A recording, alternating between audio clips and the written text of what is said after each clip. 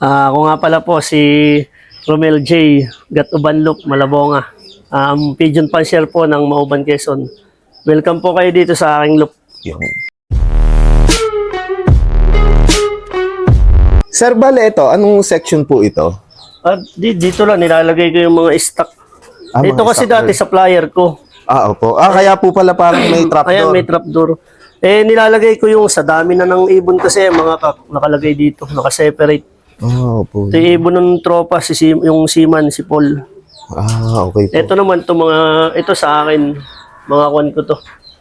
Yung mga producer, mga winner. Ito po, mga winners. Ito yung super set winner ko yan sa SLFU. Ito po, itong brown na to. Lap winner yan ng Masbate. Yun po. Inter-island race. Dito naman sa kabila. Ito pala yung aking kuhan. Ito yung first overall champion ko sa South SLFU. Metaline yan kay paring Mel. Norbert siya rin ni Kuya Adi, yung nanay. Ang tatay niyan White Cadillac kay paring Mel. Yun po. So bali nakabreed po sila ngayon. Ini-inbreed ko. Inbreed. So bali mag-related po sila. Pang-stock. I-stocking ko. Stock na po. Dito naman itong cock section ko. Naririto ito mga ibon ni pare sa amin, mga Victor Lim. Ito yung last inbreed. Last inbreed ni Lolo. BDB ni pareng Sami, yung producer niya ng maraming champion. Opo. Naka-person niya ito. Sami Vergara. Sami Vergara ng Malabon, sir? Hindi, Caloocan. Caloocan. May pareng Sami. Ito, may mga na-produce na rin naman sa akin to, na kaso mga finisher pa lang. Ang nag-produce sa akin kasi ng winner yung stitch ni pareng Sami sa Crack 52. 52. Sabagay ito. Ang gaganda ng ibon. Ayan, mga kwanto, mga Victor Lim, karamihan nandito. Gagamitin ko yung iba ngayong norte. Diyan ako sa kanila mamimili. Ito naman, bali, kukuhaan ko ng kanyan. Baka possible may pang OLR. Henry Tan, Biberman at saka Derere. Derere po. Kay pareng Vince, yung Derere. Saka yan. Mga Henry Tan birds naman po. Ano po? Ito, Peter C. Peter C. Yan, Peter C. So, mga ano din to? Sa tropa naman yan, kay Paul. Bali, inbreed ko din sila, mag-ama yan. Mag-ama po. Mag-ama yan. Mag-i-stack ako ng Peter C. Ito naman, mga hen nito ni Seaman, ni Paul. Sa kanya to. Bali, ang nanditong mga linyada, Victor Lolo, 2 times, 3 times, 4 times inbreed. Yung mga nandyan. Saka, yung mga Chamchanseng bird. Chachamsing po. Si Warrior. Tapos, may Peter C pa rin dyan. May Bonderen. At saka, may Wigen. Tapos, yung Amel line. Yan sa kanya. Ito naman sa akin na to. Ito yung mga stock ko. Mga breeder. Saka mga inbreed, mga stock bird. Ito po. Naririto yung mga producer ko ng mga winner. Ano po ito, sir? Halo po yung cock and hen? Hindi, hen lang lahat yan. Hen lang lahat po. Hen lahat. Bali, kaya medyo dumami. Nag-upgrade naman ako ngayon ng mga pang-sprint. Sprinter kumuha ako kay Brother Jeston. Tayag ng Bulacan. Ayun, so shout out Tapos po kay Sir Caleb sa Quezon City. Yung mga pooling winner niya na kumakabig. So pang-cross na po sa mga ano nyo, no? Pang-cross sa mga ibon ko. Para mas bumilis. Kalimitan kasi sa ibon ko, regular lang ang speed nila, 1,000, 1,100. Hindi tayo makakasabay sa pooling. Ganyan. Kasi matutulin po talaga. Pero mga pandulo naman kasi yan. Yung mga ibon ko, halos lahat na ditong ibon ko. Long distance. Puro long distance. Bali, nagkuhan lang ako ngayon ng mga pang-middle para makasali tayo sa mga pooling. Opo. Pooling at pan-race. Eh, So, ang dami magagaling ngayon, ang tutuli ng ibon. May nagwa 1-4, 1-3. oo nga po. Eh pagka 1-1 lang ang ibon mo, para ka lang nagdo-donate. Opo. Kumbaga, pambalik gastos lang, ano, Oo, sir? balik gastos. Totoo. Ang mga nakasalang ko naman ngayon, puro mga kwanto, inbreed, lockbreed. Inbreed, lockbreed. Oh, 100K. Bali ito, magtiyo kay paring Philip Nagit yan. Ay, ito po. Oh, 100K. Ito naman nasa kabila, yan yung MacArthur champion ko si Sola. Si Sola po. Ito po. Ayan, ininbreed ko naman dun sa tatay niya. Ang ganda po. Ibon, ano po. O, yan naman tatay niya. Yan ang producer ko din ng Solo Complete Clacker, first overall champion, Young Bird All Bird sa NDR 2021 sa QPHA. Nilipad ni John Rose Mendiola. Yung first overall at second overall champion bird niya ay ibon ko yun. Ibon nyo rin po. Pasingsing sa akin. Solid. Napakahusay. Dito naman, ito naman yung nag-produce ng solo, ito yung 100K ni parang Philip Nagit. Nag-produce naman ng solo Tacloban, solo Santa Ana, at saka MacArthur Finisher. Yun pa lang ang nasusubukan ko dyan.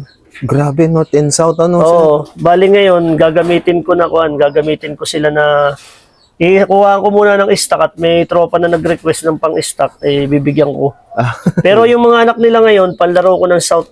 Kahit po lockbreed, naglalaro po kayo ng lockbreed. Kasi yung aksidente lang na yung ibinigay ko, lockbreed yun. Sabi ko silang pasubukin ko ng lockbreed. Opo. Okay, nag-solo Tacloban, solo Santa Ana. Santa Ana. Tapos yung isa, finisher pa ng MacArthur. Husay. Nilipad ng tropa sa Tayabas. Ang galing.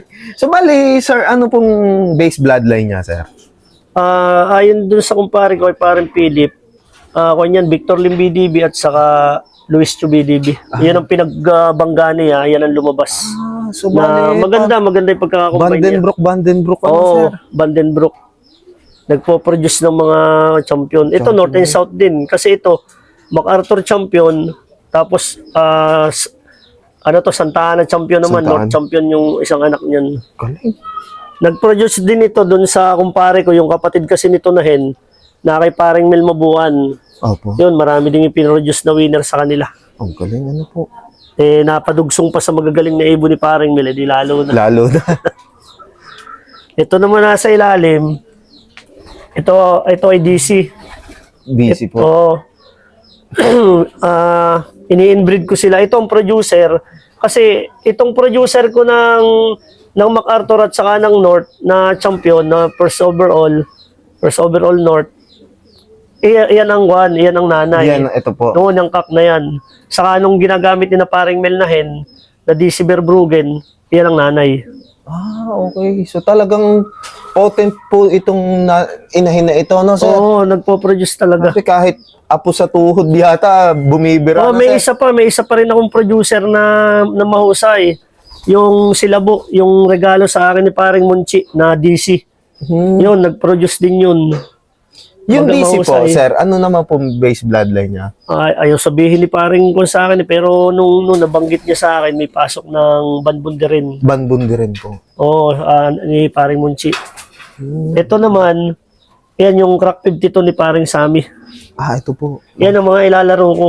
Yan nag-produce na yan ng first overall North, first overall South.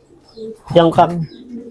Bali, ito namang hen, yung first overall ni paring Mel at first overall ni paring Sammy na pinag-cross ni paring Mel. Bali, yung naging anak nun, kinuha ko, yun ang nanay naman ito. Ito naman po. Galing. Oo. Ayan, nag-produce din pala sa akin yan yung kak na yan, ng second overall at third overall champion. So bali matagal nyo na rin po siya nagamit, sir. Oo. Tas, Ito naman, ito yung base blood ko ng Verbruggen. Kasi yung magulang nila namatay na. Pero itong kuha na to, yan ang kinuhaan ko, yung hen ng Verbruggen, yan ang kinukuhaan ko ng mga Verbruggen ko ngayon. Nagpo-produce ng mga winner. Nagpo-produce ng winner. Kahit doon sa kay paring Rowie, Kada, yung Tagalokban yung kausap natin si Juan Apo. kanina. No, narinig mo naman yung Apo. mga kinuwento niya na nananalo yung mga ibon ko. opo. Bali pinag-blend-blend lang niya yung mga ibon ng base bloodline niya. DC Verbruggen, White Bandit at saka 100K. Yun yung mga kumakabig Yun niya. ang kumakabig po talaga, no, sir? Oo, tas ito naman, itong kak na yan, meron akong pinagbigyan ng anak niyan, Verbruggen sa ito taga Malbar, Batangas, Malbar. si pareng Troylan, Kabangka. Mm. Nag-produce na rin naman sa kanila ng finisher yata. Finisher yata ng North Galing naman po. saka South. Ewan ko, hindi ko na pero sabi niya lumalaban na maganda yung mga anak. Hindi pa lang siguro nakukuha yung tamang Tamang timpla. timpla. Ano, sir? Kasi pag napasukan niya pa yan ng ibon ko rin na DC or 100K yan, bumibira talaga yan. Talagang mahusay po. Ano po? Ayan, DC, Verbruggen, 100K White Bandit, Crack 52 ni Paring Sami at saka BDB ni Paring Sami. Litar, yan ang mga kung sa Talagang... akin. Oo. Ano po yan, sir? Pagka nagbe-breed kayo ng panlaban nyo po, pinagko-cross out nyo po talaga silang lahat?